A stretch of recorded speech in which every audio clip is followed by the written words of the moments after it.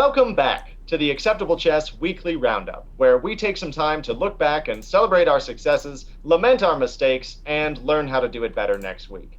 Once again, I'm your host, John Harden, here with National Master Andrew Hoy. And Andrew, we had a surprising number of upsets this week and some really interesting, messy games. What can you tell us about this current standings? Yeah, so we had a really fun week. There were a lot of fun games to take a look at. If you look at the standings, Aaron has pulled ahead by a full point. So he's clinched at least a share of first place. So without further ado, congratulations, Aaron. It's always a lot of fun to win a tournament. However, that said, there are a bunch of people who are really close behind in the fight for second. So it'll still be a bunch of interesting games. And as we've seen from these past couple of roundups, we are getting some really exciting fighting chess. So I'm looking forward to the last round of games.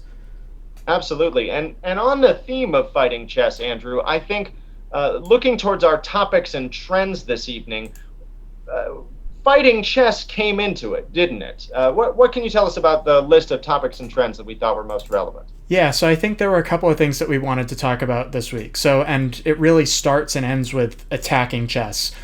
So unfortunately, I think there were a lot of cases this week where there were just mistakes, and especially mistakes in the defense.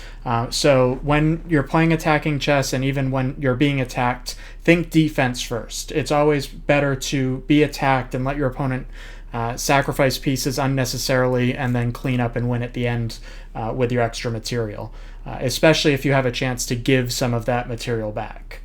However, with that said, I think that brings us to our next one. It's still important to be aggressive. So no matter how much you think you might be able to just defend and sit there, it's always better to be aggressive and to have active counterplay than to defend passively.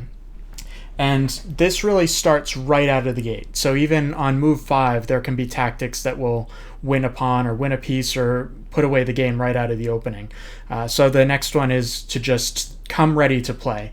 As soon as the game starts, you really have to buckle down and focus. And we'll see that in a couple of our games, that there were tricks early on that were missed. And we really want you guys to look for those and to notice things right out of the gate. And as always, the tactics, and more tactics.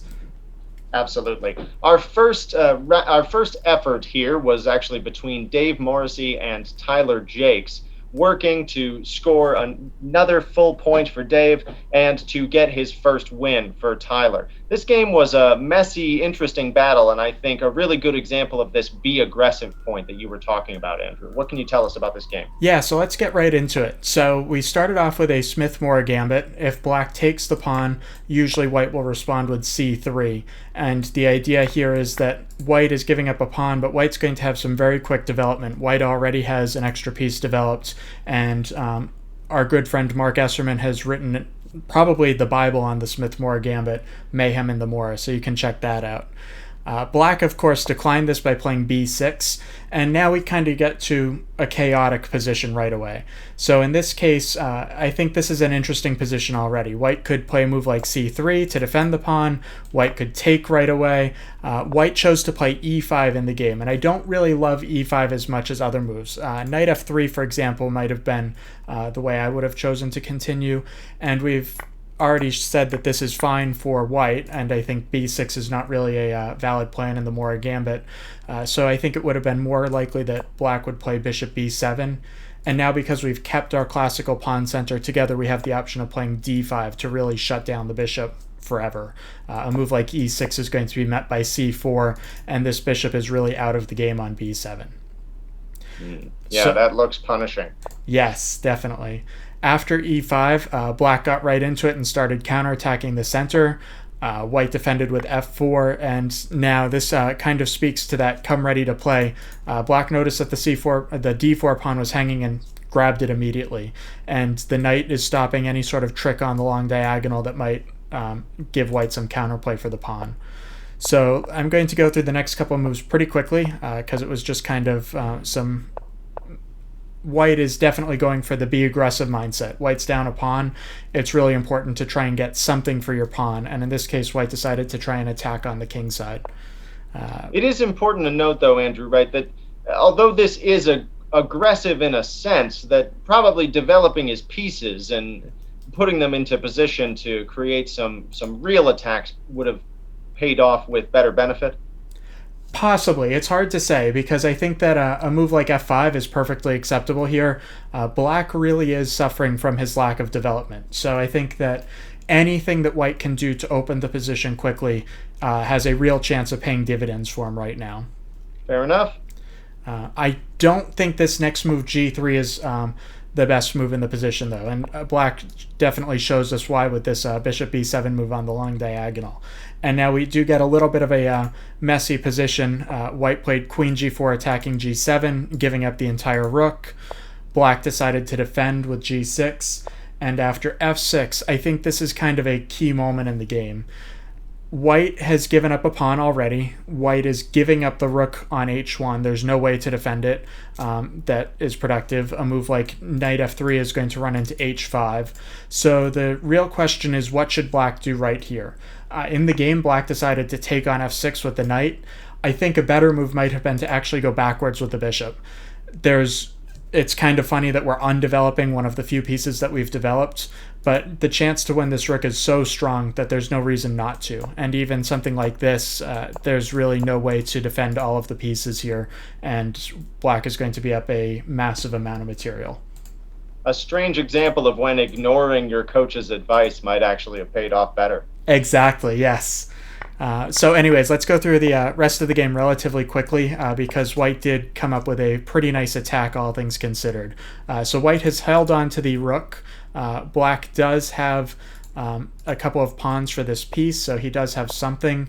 But now we see that with a couple of messy moves, white has gotten all of these pieces around the king side, and we really are seeing true chaos here.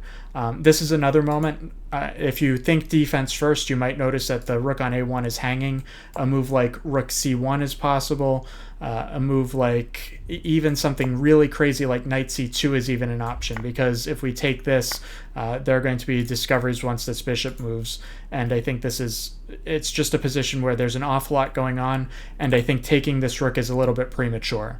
When I was looking at this position, my first thought was that my favorite move in this position would have been rook f1 to try and line up on the f file. Another option might be rook d1 to try and target this pawn.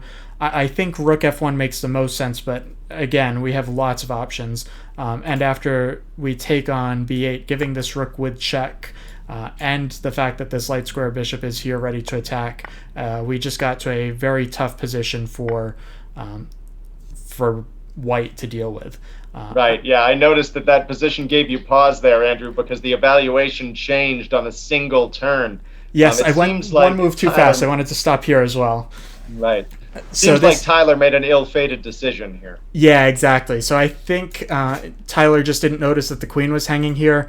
Had he played queen d4 check, forcing the trade of queens, he could have been up an absolutely crushing amount of material with an exchange and I believe 5 extra pawns.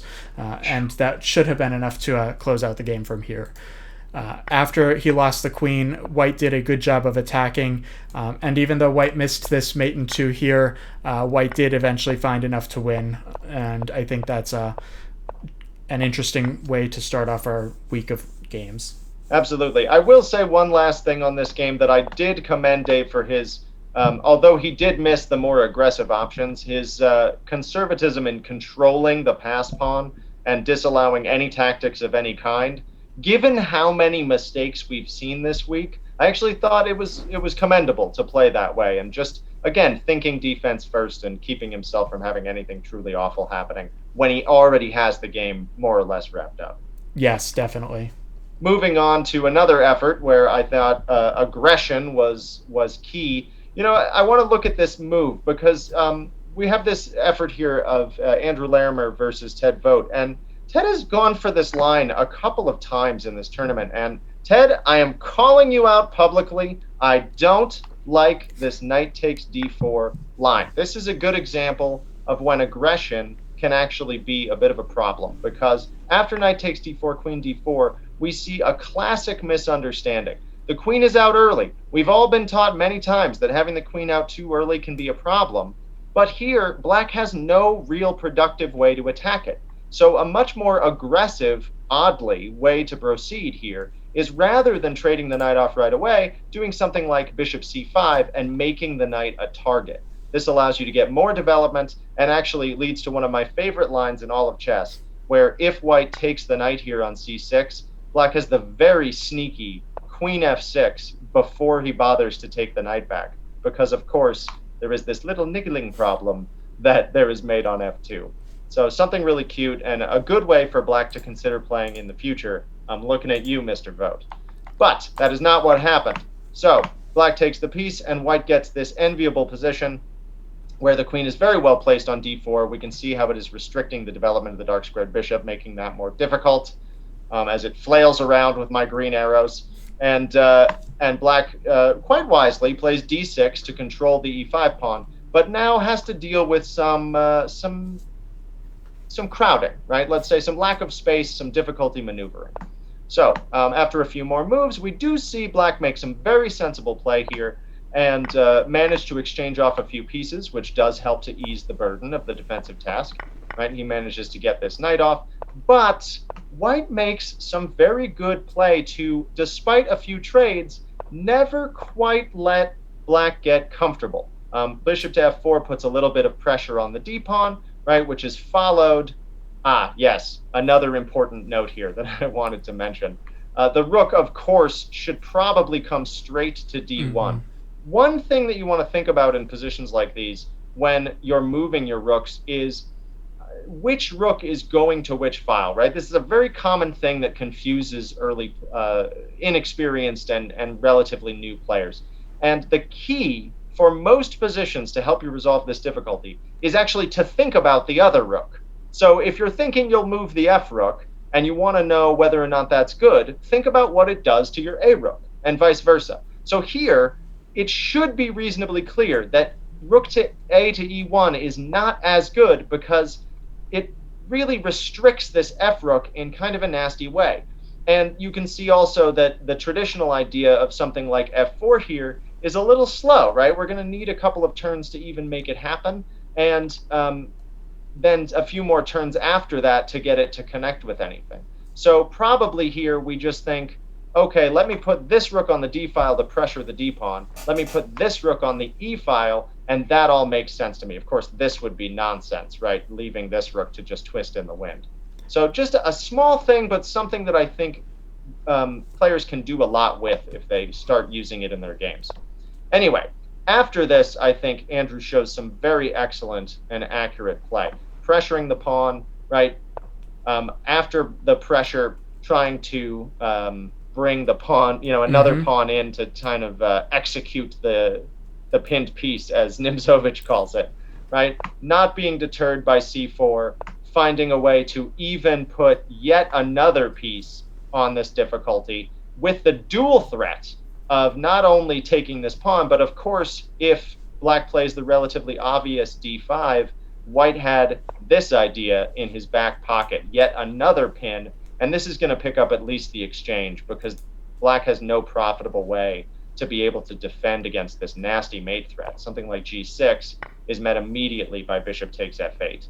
So, actually, this is roughly what happened, right? Ted did make this g6 prophylactic move, giving up the d-pawn.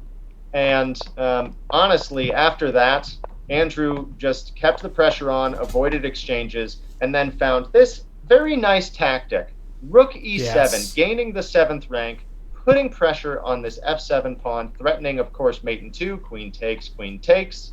And if black exchanges, which of course Ted did, there follows the opening of the d file.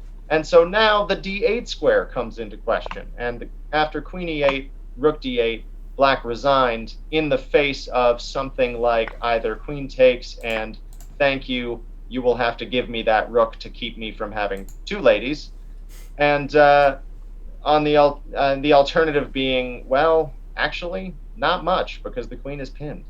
Yeah, and queen c6 is coming in all of these lines. So this was a very nice way to play for white. Yeah, really nice job, I think, being aggressive from white, and some important lessons, I think, for black to take home, although he did defend pretty well after a few mistakes. Moving on to our next game, we had Well, what I can only call the title match, since given its result, it has put Aaron into firm first place. We had Aaron Carey, our local champion, versus Brian Curry, who's also been having a pretty good tournament. Andrew, what did you see here? Yeah, so this game started off as a French. I know that we have a bunch of people in the tournament who like to play the French defense, and we saw a very interesting way of playing with c3 right out of the gate. This is a little bit of a sideline. It allows black the option to trade on d4 and take on e4 and give white this isolated pawn at a slight cost of development. Aaron obviously wasn't afraid of that when he played c3, and instead we transpose back into one of the main lines after e5 and knight d7. So after bishop d3, we get to one of the main positions of the French defense. And here, this is usually a time when black will trade on d4 and then play f6. Or if he doesn't want to play f6, he can think about a move like queen c5 to put some more pressure on this d4 square. What black chose in the game was actually knight b6, and I don't love knight b6 because I think that, first of all, that square belongs to the queen, and second of all, this knight is doing useful things attacking the e5 pawn right away, and we're kind of moving the knight to a less good square. This bishop is already really bad in the French, so there's no need to try and fix it immediately. We can wait a little while before we try and do something to move that knight out of the way to let the bishop develop. Yes, Andrew, I will say that my coach has often taught me about the French defense, which I am also a big fan of and a user. That really the idea of the French is to just relentlessly attack the center. Yes. So this knight b6 move could maybe be rejected simply because it doesn't help with that plan. That's a really good point, and that's a really good way to sum it up for everybody watching. So after this knight b6 move, Aaron continued very well. He castled. Bishop e7 also doesn't really attack the center right away. I think f6 might have been a little bit more to the point. Something like pawn takes, queen takes, and then this bishop might come to d6 to try and put some pressure on h2 and maybe play for e5. So instead what we had was white taking on c5, and white is now getting a tempo on this b6 knight because it has moved. And of course black can take on c5 by moving the bishop again, but that's going to give white some time to get a knight to d4, and I think white's position would be very strong there as well. So again, the knight went back to d7, so now he spent a long time moving this knight around in this opening, which is not an opening that we want. We don't want to spend too many tempi when white's developing, moving the same piece. And Aaron chose to defend the c5 pawn and give away the e5 pawn, which was an interesting decision, but I think it worked out very well for him in the game. Here, maybe it would have made sense to trade off this knight. I don't love a6. So this is a very sharp position. The center has started to open up. White is well ahead in development. I think this is kind of a moment where black needs to look at what's going on in the position and really do something right away.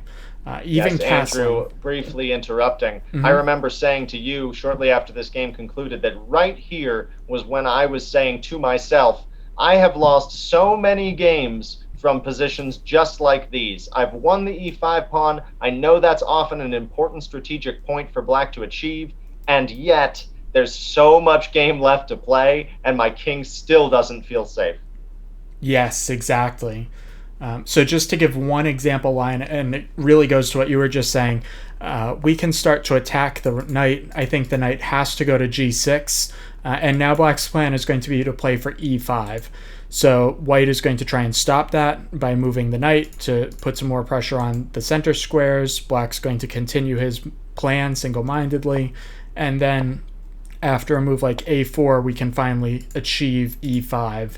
And I think here, if we got to this position, black has at least equalized. The king is safe, and after e5 has been played, black has a firm hand in the center. So after this a6 move, I think Aaron's execution was very smooth from here. He put a piece in the center, and then he started attacking on the king side, because as we see, most of these pieces aren't really doing anything to help on the king side. So we got here, and I think at this moment, black has to take on b4. It's a scary position, but this is kind of a moment where black has to say to white, go ahead and mate me, prove it, and get a pawn for his suffering. Now, in this case, after b6, unfortunately, white didn't give black another chance, and the rest of the game was pretty much a clinical execution. Castling here would lead to mate in 1. We correctly avoid that. But after b5 and c6, I would say that this is just completely hopeless for black. There's this knight sacrifices in desperation, and it really doesn't solve the problem because now this knight settles on e5, and we had this moment, and I think this would have been a fun move to see as we get to sacrifice the knight on f7, and again, it's a completely winning position. Here, there's way too much going on with queen g6 and rook e1 happening, and this is completely winning. The move that Aaron chose, pawn takes e6, I think that's a little bit more practical, and once again, we saw some accurate tactics, taking on f6 with the rook. Of course, if we take back, this rook is falling, and we're also getting mated after bishop g6. So instead, Brian played bishop e8, and Aaron played this check, took to double the pieces on the 7th rank, and mate followed just a few moves later. Absolutely. I guess Brian did actually resign short of checkmate, but one can hardly blame him. It looks like mate is probably coming on the very next turn, unless he wants to chuck the rook in just to delay things slightly. Yes. So again, a big congratulations to Aaron. It was a very nice tournament. 5 wins after a first round bye. I think that's enough for anybody, as they say. Absolutely. Although I will be interested to see if anyone can perhaps take the shine off him a little bit in our next week's round 7.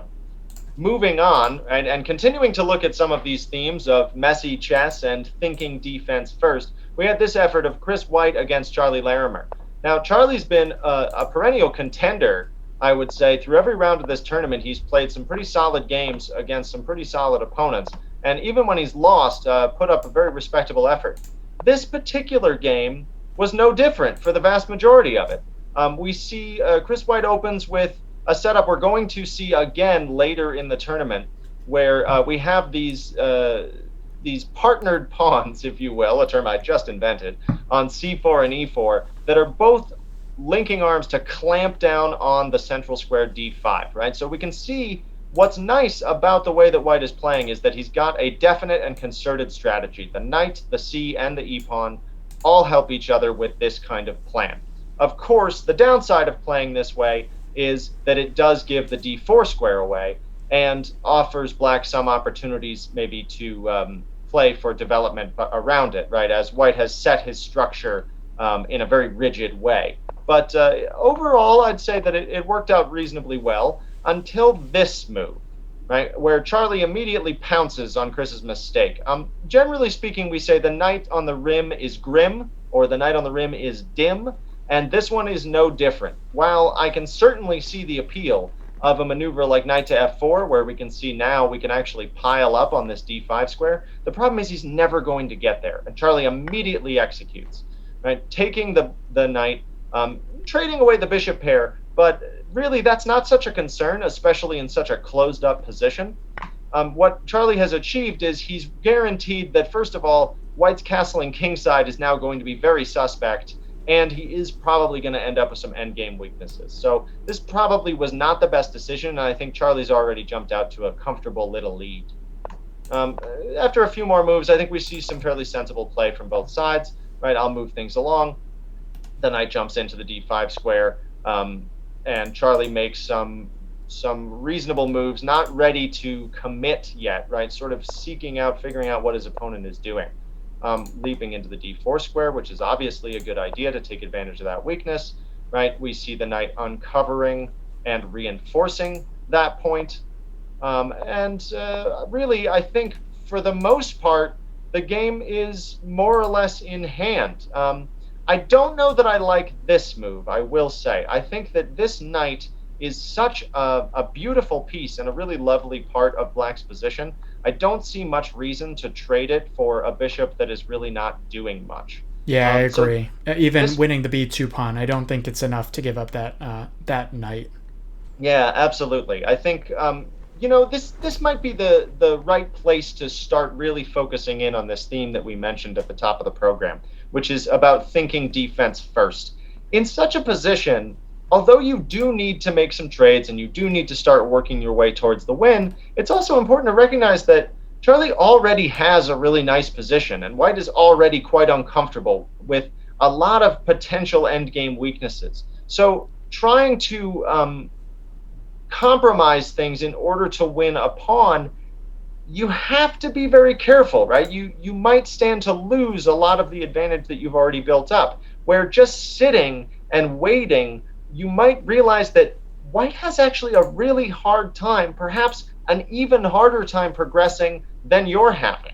So sometimes it's nice to just sit there and wait for White to try and come up with something. A lot of the time they'll give you a second blunder or a third that really allows you to put the game away. So this is the beginning, I think, of getting away from patience, right, and starting too eagerly to make something happen. But I don't think that it hurt him in the immediate sense, right? He's able to come back. He's got this pawn, and we see now, okay, another trade that I don't really think was necessary, but Black is still definitely winning, definitely still in the driver's seat in this game. Now we see this bishop enter on h6, little bit of a consequence of this trade that happened earlier, right? The dark squares around the king are weaker. Some things are starting to come into question a little bit more. Chris White very wisely says, okay, I am, have been having trouble. Let's try and get some counterplay by creating some attacks against the king. And unfortunately, after some routine exchanges and this queen to b3 move, Charlie simply lost focus, because right here there is a very nice threat, right? This rook to g6 move, taking advantage of the f7 pawns being pinned. And to give Charlie credit, he does notice that this is happening, but he does not play the most accurate move. King to h7 is unfortunately an immediate game loser, because queen f7 check, and mate is going to follow in all cases, with queen to g7 next after king to h8. The correct move in this position seems to be to play e6, which surprisingly, although it still leaves things a little tender, covers our bases, right? Rook to g6 now is going to cost a whole rook, and there's no taking on e6 in response, because the rook on e8 is holding it down. So this would have been a better way to continue, and I think we could have expected Charlie to continue his largely very successful tournament. But you know what? These things happen to everybody, and believe me, I can show you my games where they have ended similarly. So no harm, no foul. Sometimes you just don't have it that particular night. And I think it says how important it is to always pay attention. Even if you're losing or worse, there are always these opportunities to climb back into the game on a single move. Absolutely. Coming up next, we had a really nice and interesting game that also featured a bit of an upset between Alex Host and Rufus Bear. Andrew, what can you tell us about this game? Yeah, so let's get right into it. After the opening, I'm going to go very quickly through the opening. It was an Alyekin defense. We saw a little bit of an uncommon plan with this early c5.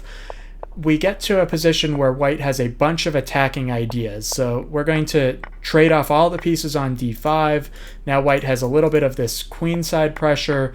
We trade off all the minor pieces, and once we get there, we have this position with the queen and both rooks for both sides. To kind of give a general rule of thumb, the only way that you can win these positions is to create some sort of mating attack. The mating attack in and of itself, though, is not usually sufficient, so you kind of have to combine a mating attack with threats to push a passed pawn. In this side, both colors have a passed pawn, so d5 is passed for black, and although the c pawn is not passed yet, it will be as soon as White plays b5 and c6. So White correctly goes for that plan. He puts the rook on c1 to support this pawn. Black develops the queen to connect the rooks. I think connecting the rooks is very important. And now White goes for h4, again, trying to create that mating attack. Just to show one random line, if Black decides to continue with his own threat and kind of ignore White's threats, he can kind of allow this pawn to come to h6 and then try and defend the dark squares with the queen.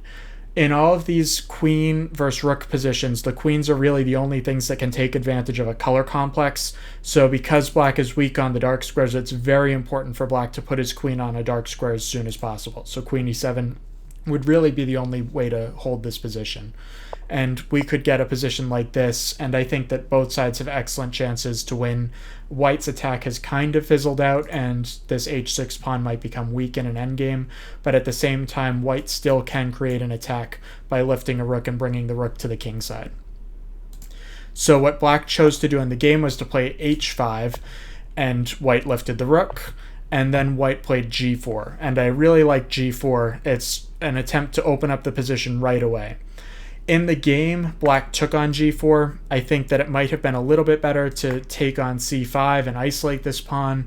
And now if white goes all out for the attack, black should have enough defensive resources to hold. Black can give away this g6 pawn because he's going to have so many queenside pawns that it won't really matter. So c4 to get connected past pawns, and after queen takes g6, queen g7, due to the pin, we're going to force the exchange of queens.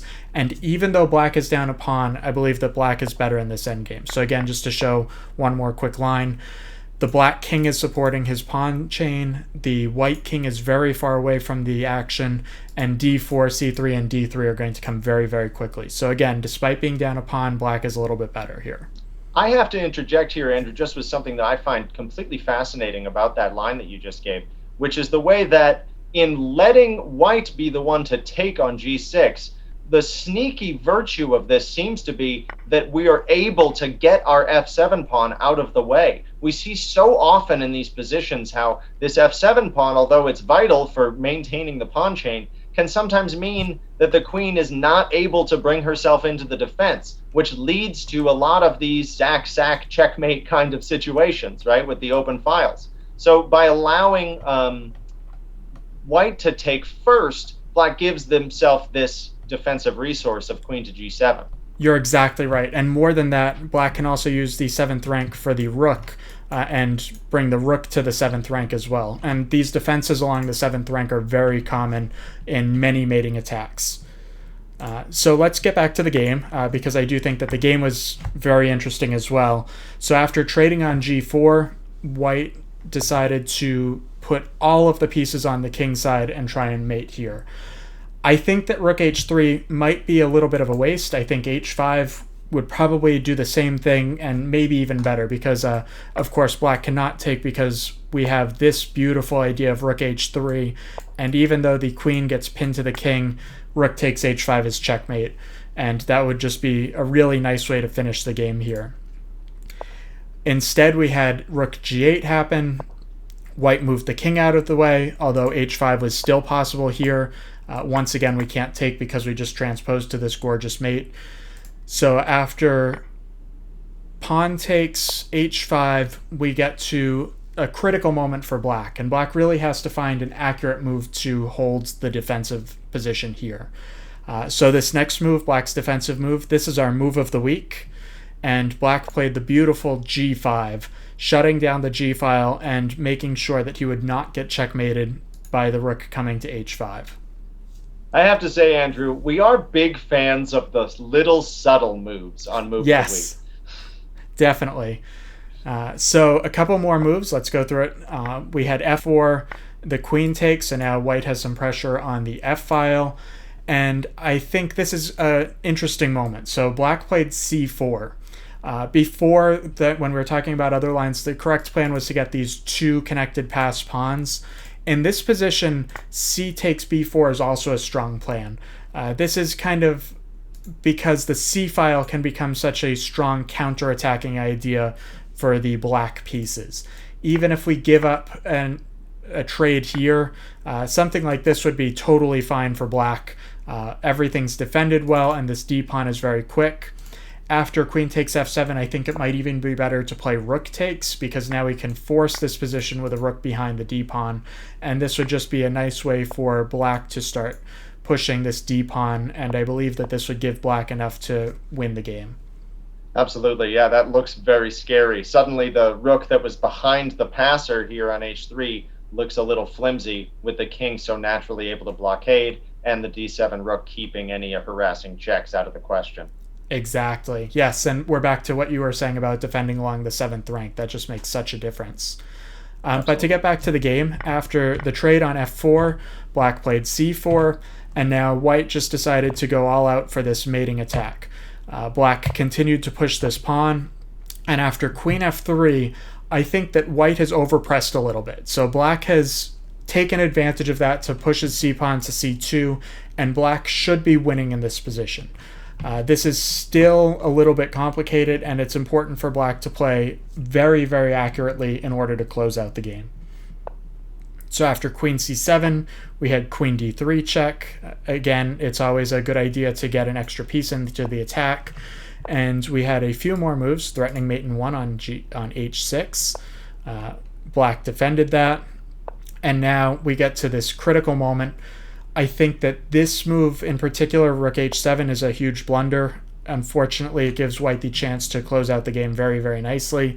Instead, black would have been better served to play king g8, which again is going to allow black to play a move like f6 or f5 to close off everything and defend along the seventh rank. Instead, after rook h7, white found the study-like win of queen f6. Of course, rook g7 is not sufficient because of a move like h6, and mate is unstoppable. So instead, king g8 happens, and now rook g3. Once again, we can't block, and white executed this very, very well. After h6, there's really no good defense to rook g7. We had the attempt of queen e7, and now we had the nice deflection tactic rook g8. And after king takes, the queen falls, and white was able to close out the game with some very accurate moves and some very accurate checks, all the while holding these pawns from advancing and queening. So let's just go through the end of the game very, very quickly. There was one more move that was very nice, and that was here. White took the pawn, but again, there's still some pressure, so white has to be a little bit careful. And now, after the king has run, we find that the queen is under attack. Both rooks are active, so white really wants to trade off a pair of rooks, of course, without hanging the queen. So he finds the very nice idea of rook g2 check. And the king cannot come to the h file because we would take the rook. And after rook takes g2, queen takes g2 with check. And white was up a pawn and a queen for a rook, and that was literally all she wrote. Really, really excellent play out of Alex Host, especially with only a minute and a half remaining at the moment that he played that rook g2 check. Perhaps played out of desperation, but maybe he saw this all the way through to the win. Really have to say I've enjoyed watching him. I feel like he's improved steadily throughout this tournament and taken some of the adjustments that we've mentioned, and I'm really eager to see what he does in round 7. But moving on, we come to, I think, the set of games here in our last trio that really strongly emphasize our last theme, which is this idea of come ready to play. Something that I think we can all identify with, especially since this is such a heavy adult player tournament, is the amount of distractions and other priorities that come into our lives every single day that make playing solid focused chess very difficult. Something that I highly recommend to everyone who's competing in this tournament or playing any kind of longer time controls is really making sure to take a few minutes at the beginning of the game and sometimes even be willing to let your clock run a little bit in order to have that space so that you can breathe, settle in, and be ready to play. Because as we've seen throughout the games we've already looked at tonight, there are a lot of tactical opportunities and inaccuracies that happen very early at the club level. I myself have been guilty of this many times, both in the committing of these chess atrocities and in the missing of them. So the more that you can do to remember that even if you're in an opening you already know, the game starts from the very first move, I think you're going to set yourself up for better success. Anyway, let's look at some specifics. So in this game, which featured our Nate Humphrey against Steve Norton, we had an aggressive start from Nate with the white pieces, where he began with this Vienna gambit, right? The idea, of course, being sort of like a king's gambit, where you go for this idea without even playing knight c3, right? To distract and deflect the e-pawn in order to give yourself a massive share of the center, right? White could immediately proceed with something like e5 to kick the knight away. But afterwards, his plan is simple development, right? Bringing all the pieces to their natural squares. And after castling, having lots and lots of pressure, you can imagine for yourselves the king's rook moving to f1 after castling and combined with a bishop on c4, right? These kind of attacking ideas. However, this is not exactly how it went down. We had some changes and some inaccuracies that might have changed the fate of the game. So we do see Steve taking this pawn. We do see this e5 advance, followed by the prudent knight g8. I think, unfortunately, as much as we might prefer something more centralized, there simply wasn't anything available. We can see the c3 knight watches these two squares, and the queen takes care of the rest. So knight to g8 was probably the best decision. But actually, the most interesting moment of this game, I think, comes right here after white offered this d4 move, and black, quite rightly, exchanged pawns on e5 to get rid of this marauder. Nate has an important choice to make here. He can capture with the pawn, he can capture with the knight to keep the material balance, or he can do nothing, as in fact he should have, right? And continue his development and create other threats. The issue with these early f4 moves is always the same, which is that they create a significant tactical weakness, right? This diagonal most dramatically can be demonstrated. Let's back all the way up in another of my little favorites in terms of the world of chess, right, which is the so-called fool's mate, where white can lose as quickly as possible, right? f4 followed by g4 offers a fatal weakening of this diagonal, and queen h4 surprisingly ends the game. So this is something that white has to constantly be on guard for, but also so does black.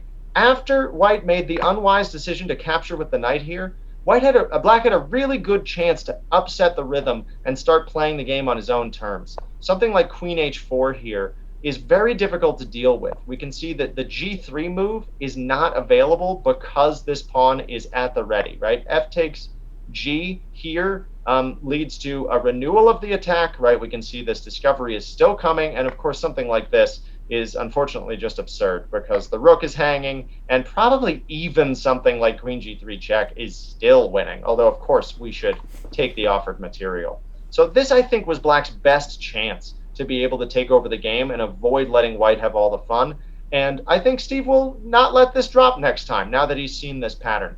So instead, after a quick think, Steve made the conservative, right, aesthetically pleasing bishop d6, right, which misses this chance, but is a very understandable move, right? White is now able to play bishop f4, which completely stops all of the ideas I just mentioned, because now we notice Steve sees this move a hair too late. g3 is available. There's no f takes g making the engine go, as it were. Black now tried to keep up the pressure with bishop g4, but this, unfortunately, while I think absolutely a good mindset, falls into a blunder. The knight is attacking this square in addition to the queen, so although there is one defender in the queen on h4, this simply loses material. Nate quite wisely took with the queen. I think although you could keep queens on here and try and play for some attack, I think it was much better going up material and just offering the immediate queen trade. And honestly, I think it might even, as much as it's objectively lost, it might have even been in Steve's best interest to just retreat, try and keep the queens on and play for something. But it's understandable that he took, because I think after something like queen e7, white can play something like queen to c8, and probably the queens are coming off anyway. In any case, after that, the game simplified relatively quickly, and white was able to get another couple of tactics to go up even more material. Probably the last moment in this game that's worth mentioning is right around here, right? It's interesting in this moment where you can notice that white seems to be having problems because, of course, if he castles kingside, right, maybe he's concerned. Well, I guess maybe castles kingside is actually okay here, but you can understand that maybe knight e3 looked annoying, right? And castling queenside can run into some problems with knight to f2, which is the game continuation. But here, I think the last thing I wanted to mention, just because it was our theme last week, is for white to simply activate his king in the endgame. Something like king to d2, neglecting castling at all, prevents any sort of tactical shots, connects your rooks, and gets ready to finish mopping the game up. So instead, we had this ill-fated queenside castles. Knight f2 picks up an exchange. Unfortunately, white tries to make something happen here, but g6 closes the door.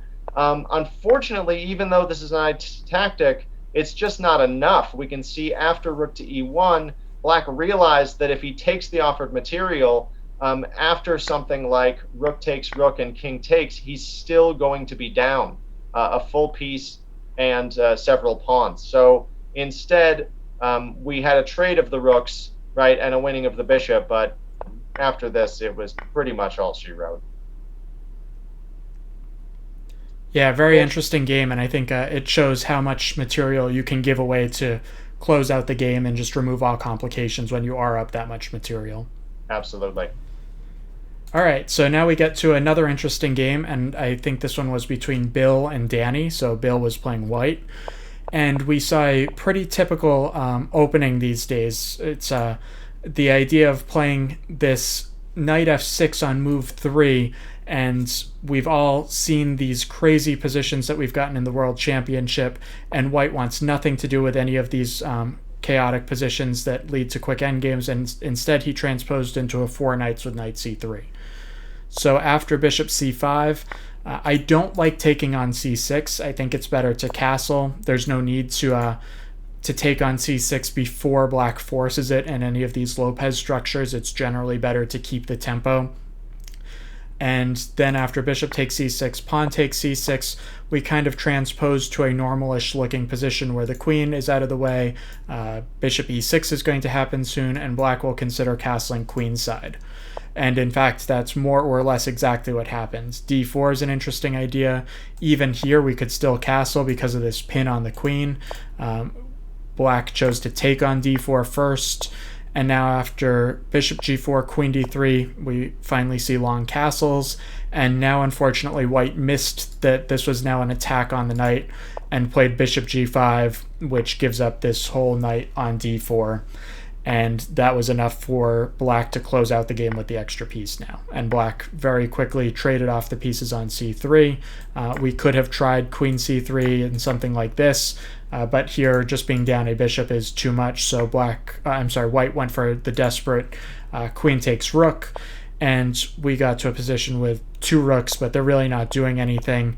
And black just closed out the game very quickly from here. Yeah, a nice conversion effort by Danny there. I do want to go back and mention briefly, Andrew, we had talked about this before the game, that in this position, a much better way for white to maybe try to come ready to play and be aggressive, as we've discussed this evening, is noticing that the arrival effect of this bishop on e6 actually temporarily disconnects the queen from her protection of the e-pawn. And so here, something like just knight to e5 would allow this d4 move now to happen with a lot more pop, and I think prevent some of the tactical tricks that Danny was able to unleash when Bill went for d4 right away. So this might have been a better opportunity, and I don't know if it's enough to change the outcome, but it's definitely something to look for going forward. Yeah, anytime you can win a center pawn right away, I think it's a good idea to take that pawn off.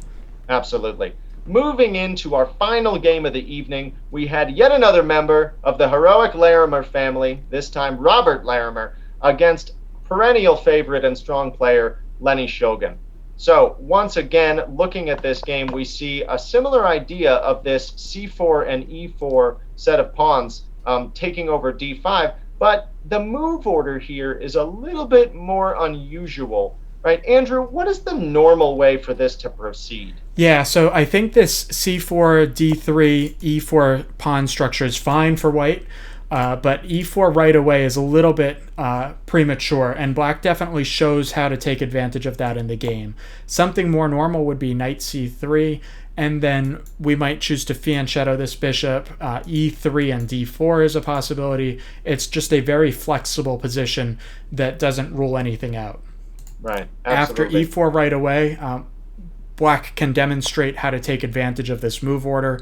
Black immediately starts controlling the d4 square with all of the pieces, and because Black has not committed to playing c5, I can't erase arrows, there we go, we'll see that there's no good way for White to get in any useful break in the center. So even after knight c3 getting some control of this d5 square, Black is always going to have this idea of c6 to chase the knight out, and there's no rush to play c6. Black is just going to wait patiently, and now we get to the critical moment. After h3, Black correctly plays f5, breaking open the center and counterattacking even though he hasn't yet castled. Absolutely. It's interesting to note how, with the center locked, both players should have pursued this plan. And now, strangely, when this comes, we can see how knight to f3 is weirdly a move that we regret, as the knight is now in the way of the plan that we probably want to go for. So, very interesting way that move order came into the position. And I think a really good example of Lenny coming ready to play, right, altering what he was doing very specifically to what he saw out of the white position, and ending up with a nice advantage pretty early on. So, moving right along, right, we had White now trying to make some developing moves and things closing up, right, both sides castled. Lenny took that opportunity to leap into this d4 square, which honestly, he probably could have waited a little bit, but I think it is perfectly playable. Maybe something like getting in straight into the attack with something like f4 and plans later to expand even further, I think, and just come for this king would have been better. But this is perfectly reasonable position. Right, we have some trades on the d4 square. The knight jumps into his trump card, which is this d5 square. And now Lenny played f takes e4. I think this is perfectly understandable, right, to open up the f file, but probably gives White more opportunity to play back at him by opening the position up and giving him some useful exchanges. So even stronger might have been just going for f4, not worrying about any kind of material considerations. Perhaps Lenny was thinking he could win this pawn by taking twice, for example, right? But here, we're just going to play for checkmate. And maybe a way to continue would be something like bringing the last few pieces into play, and then I think going straight for even g5, right, h5. We might have to support it, I suppose, a little bit, right, so we don't hang the h-pawn. But a plan like g5, h5, followed by g4, I think could be crushing. Maybe even, in some of these lines, it's even possible perhaps to play something like f3 right away. But I think maybe not in this immediate moment. But these are some thematic ideas for how to conduct this attack. In any case, after taking the pawn, Robert wisely exchanges off to keep himself from losing material. And now here makes an interesting choice.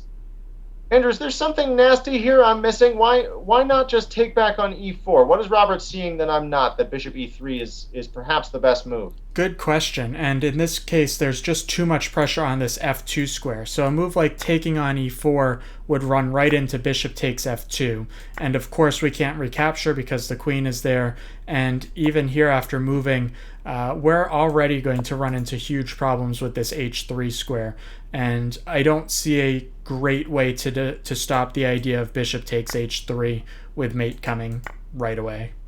Absolutely. Yeah, it doesn't even help to sack the exchange there, right, trying to get rid of the bishop, because the rook will help checkmate just as quickly. In fact, it looks like here we even have this nastiness of bishop takes g2, discovered check, right, and planning to retake the rook in just a moment, right? Really, really awful. It's nice when you have your choice of mate and threes. Absolutely. Absolutely. You get to just sit there and consider. Yeah, so I think this is actually quite good defensive awareness on Robert's part to say, okay, hang the pawn. Let's make sure the monarch stays alive. This bishop e3 move is unpleasantly hanging the b pawn, but completely necessary. After this, we see Lenny deciding to trade away his newly minted extra pawn. Right, some more exchanges. We grab on b2. I think this is an interesting moment. Yeah, rook to a2 might actually be the best place for that rook, because we have some lateral defense, as we talked about earlier, of being able to do something about this tender f2 point. But unfortunately, it was to no avail. The bishop retreated back to d4. We saw some more exchanges on that square. And after a few more moves, right, Robert's able to get some play, but unfortunately, not quite enough. We see a few more exchanges made, and Lenny offers the queen trade, knowing that his extra pawns should allow him to convert. Um, Yeah, so just to stop you real quick, this is probably Please. the last chance for white to try to hold the position. And I think a position like this after pawn takes d6, if black were playing on autopilot and took back with the pawn, well, now white has some real chances to draw even though he's down 2 pawns. He has an extra kingside pawn, so that'll serve him well. And these d pawns are very weak, so doubling the rooks on the d file will be able to win both of the pawns, and that would be enough to hold the draw, in my opinion. However, black does have the very nice idea of c5. We don't have to capture, it's not checkers. And after c5, these pawns are both supported, and there's no good way to defend this d6 pawn. The simple plan of rook to d7 and capturing the pawn will be enough for black to win and queen one of the pawns. That said, I still think this was the best practical chance for white to try and trade the queens off. Absolutely. At least you give yourself a shot. Mm-hmm. Unfortunately, instead, Robert went with the rook c2, guarding his queen, but allowing Lenny to trade the queens off on his terms. And after a few more moves, we can see that all of the rook trades are really quite unpleasant for white because these passers are just lethal. We see Lenny now marching his pass pawns up the board and really showing a very nice, clean finish, right? Robert plays back rook d1 to try and take twice on c1 and maybe get some kind of elimination of the pressure, but rook to a1 supports everything. And now, believe it or not, there are no good captures. Any of these takes will lead to promotions of the pawn, and of course the capture that Robert chose, rook to b2, hangs the d1 rook. So after this, there was really nothing left to do but just try to offer some resistance. And Lenny was able to come away with the full point. So a very nice game, I think, for the second week in a row from Lenny Shogun. And I am likewise interested to see what he'll do coming into our final week of play. Andrew, this is for the second time and the last time in this tournament when we are going to talk about our acceptable chess checklist. So we had talked last week about players using all of their time, and that being an important consideration.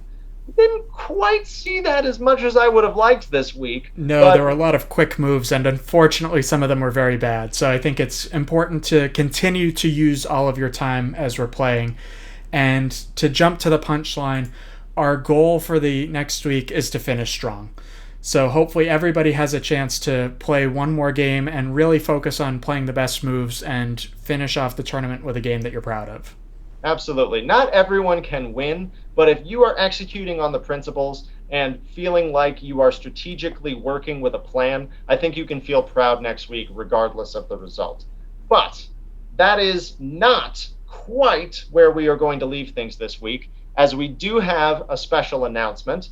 Andrew and I are very proud to inform the group that we will be offering a 6-week opening course entitled Understanding the Openings. This will begin on Friday, September 18th at 7 o'clock, and we will be continuing on Friday evenings for the following 6 weeks. Each week, we'll be looking at an opening structure, right? Understanding what a pawn structure is and how it informs the typical plans in that opening.